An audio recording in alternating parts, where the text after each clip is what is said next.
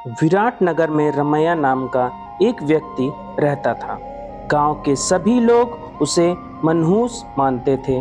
उनका मानना था कि यदि सुबह उठकर किसी ने रमैया का चेहरा देख लिया तो उसे पूरे दिन भोजन नसीब नहीं होता।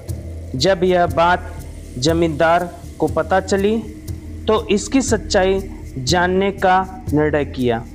उन्होंने रमैया को बुलाकर, भैया, वो रामलाल कुछ दिनों के लिए अपने गांव गया है।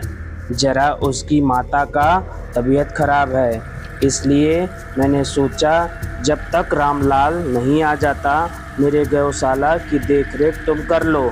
इससे तुम्हें भी कुछ पैसे की कमाई हो जाएगी।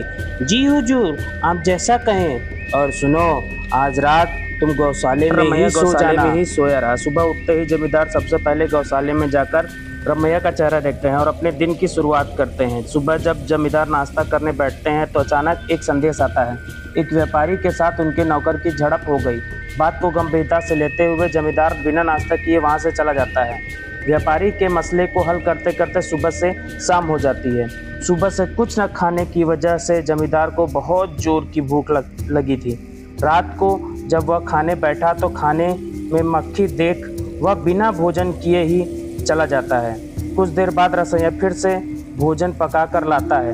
तब तक जमींदार की भूख मिट चुकी थी, इसलिए वह बिना खाए ही सो जाता है। सुबह जमींदार को यह विश्वास हो जाता है कि रमैया सच में एक मनहूस है। इसलिए जमींदार ने रमैया को गांव छोड़कर जाने का आदेश दे देता है। रमैया की पत्नी को जब यह पता चलता है तो वह रोते हुए गांव के सबसे चतुर किसान जयराम के पास जाती है और उससे मदद की गुहार लगाती है। अगली सुबह गांव छोड़कर जाने ही वाला था, तभी जयराम आ जाता है और रमैया के कान में कुछ कहकर चला जाता है। गांव छोड़ने से पहले रमैया जमींदार के पास एक संदेश लेकर दे आता है। संदेश कुछ इस प्रकार था कि सुबह सबसे पहले मेरा चेहरा देखने से किसी को पूरा दिन भोजन नसीब नहीं होता।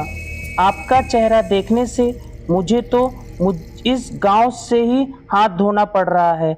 अब बताइए, सबसे मनहूस कौन है, आप या मैं?